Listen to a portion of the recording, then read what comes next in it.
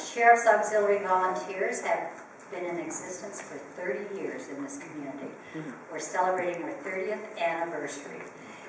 Right today, there's 127 volunteers, and we're just graduating another class of 20. Heard all of these stories about scams, where people were getting these calls, and they were losing money, and they didn't know what to do, and I didn't know what to do. So what I did is I would read articles, and I'd cut them out, and I'd copy them, and I'd hand them out. That's about all I could do.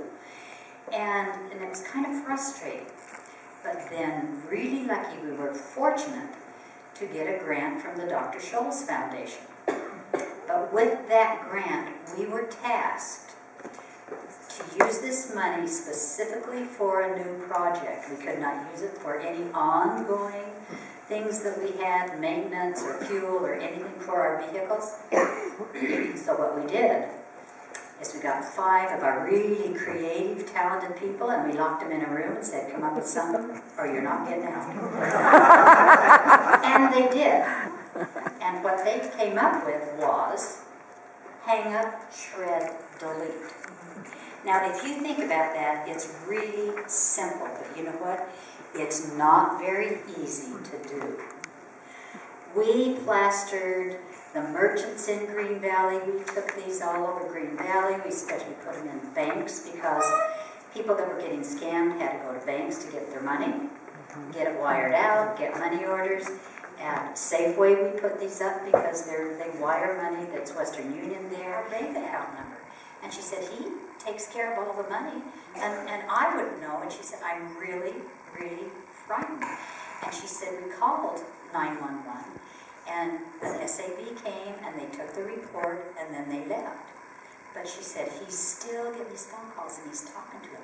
And he is absolutely sure that there's a truck going to pull up in front of his house with $450,000 cash and give it to him. You know? And I said, well, let me go get my uniform on and go down to the office, and I'll get a patrol car, and I'll come to your house.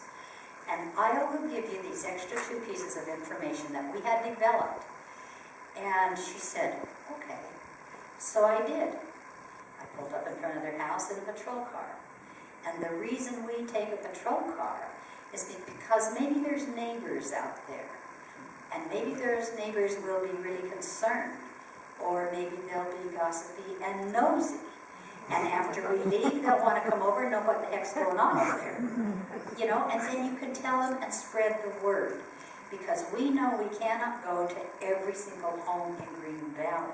So this is what how we're counting on our community, pull up in front of their house. And he's a smart guy, he's an engineer, you know, but they just had him hooked.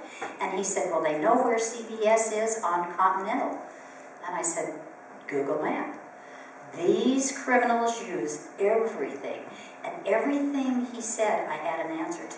Luckily, I'd been around this ballgame for a while, so I knew the answers. And when I left, I said, now you take this piece of information right here. You put it by your telephone or you put it by your computer, wherever they're reaching you. You put it right there. And every time they call, you just look at that and you just hang it up. Don't play with these guys, just hang it up.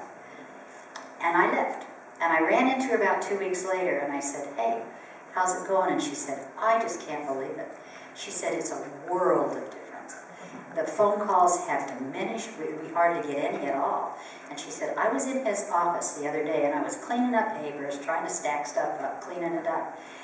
And she took this, and she was just putting it in the stack of papers, and he said, no, you leave that right there by the phone. And I thought, bingo. That is what we need to do, just this extra time. And that is when the Scam Squad was born. There you go. So, what we do now, instead of taking doing reports over the telephone, if somebody calls in about a scam, we can just do it over the telephone. In front of our population, the better off we are. So we really like the Green Valley News. We also work very closely with our commissioned officers, our deputy sergeants and lieutenant we have. Because when a deputy goes out on a call, and he has to take a report from somebody that's lost $2,800 or $10,000. He realizes that could be his grandmother, and it just ticks them off. So they are really on board with everything we're doing. And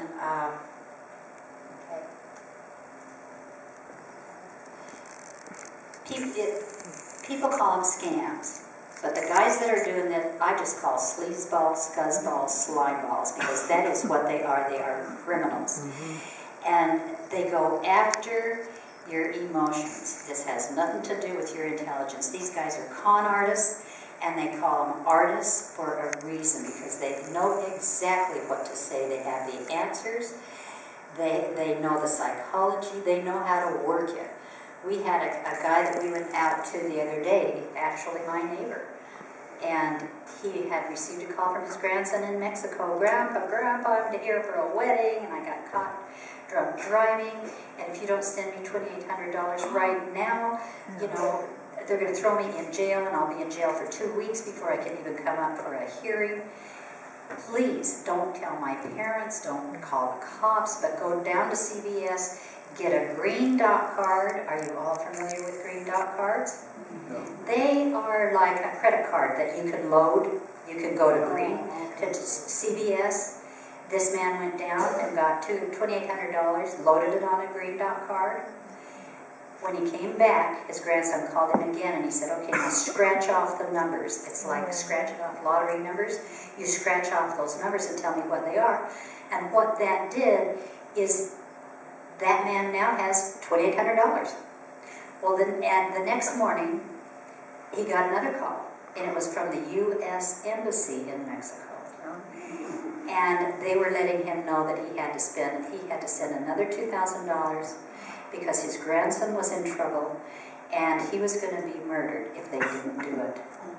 And that, I just think that's evil, to do that to somebody. And he was so frightened, and he went to the bank, and the banker said, have you called your grandson? And he said, no, it's too dangerous, I'm not going to call him. They told me if I called the family, if I called the cops, if I called the FBI, they'd murder him. And he was, he was really frightened, and he got the money, went down and got another CVS card, and did it. And the only reason we know about it is because the banker called us. He was still too afraid. So that's how these guys work. Now, this is what the sergeant told me one day. If somebody breaks into your house, and they steal your computer, your jewelry, your TV, maybe they'll steal your car, you're going to go and you're going to make a police report on that. And you have a possibility of some of that property being returned to you. If not, your insurance company is going to pay for part of that. When you lose money to one of these scammers, it's gone. It's out of the country. It's wired overseas. It's gone. So if you lose money, you've lost it. So please be aware of that. The first recorded scam I could find was in 1588. So these slime balls have been around a long time. And the story was on the scam that it was a man that was locked up in the dungeon of the king's castle. And this man knew where the treasure was hidden, but he wouldn't tell the king. So if you would just send him a little money, then he could bribe the guard, and he would get out of the dungeon and share the treasure with you. There you go. I don't know how he sent that message, maybe by a pigeon with a little note, I don't know. But that's the start of it. So they've been going for a long time. I'll have a hamburger, for which I will gladly pay you Tuesday. Remember that old saying, if it's too good to be true, it probably is? Just keep that in mind. One of the first cases that I went out on happened on, she came into the sheriff's office. And when you come into the sheriff's office, one of our volunteers sits at the front desk. And this lady came in and she wanted to know where the VIN number on a Mercedes-Benz was. Because she had won the Publishers Clearinghouse. She had won $950,000 in a cashier's check. And it was supposedly from Wells Fargo Bank. So she had gone to Wells Fargo Bank and asked them, how long would it take to make sure the check was good if it was drawn on their bank? And they said, about an hour. So now she's coming over to the sheriff's office to see where the VIN number on a Mercedes was to make sure it wasn't a hot car. So now she's thinking, she's thinking.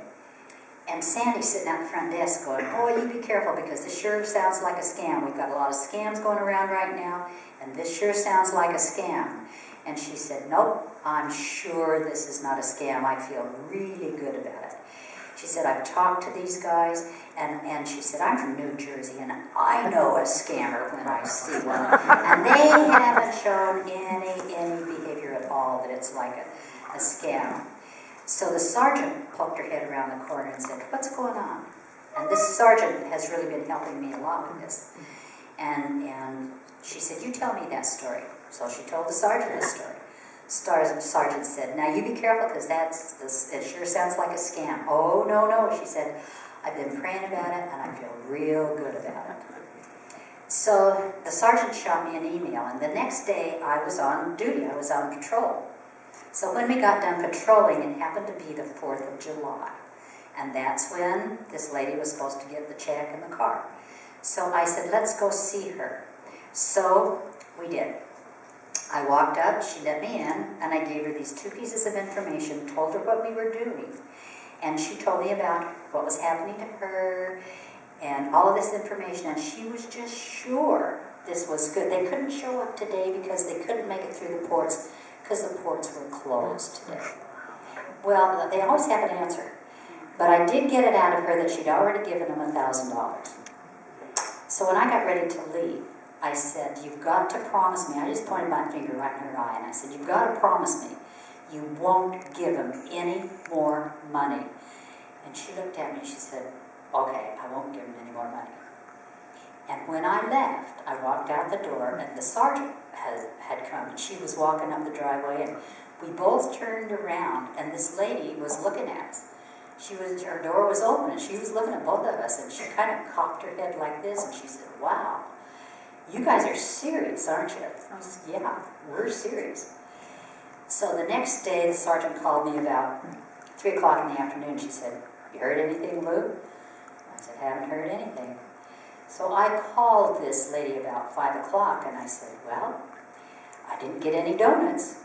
And she said, well, they called about 9 o'clock, and they wanted $10,000. And I told them I didn't have $10,000.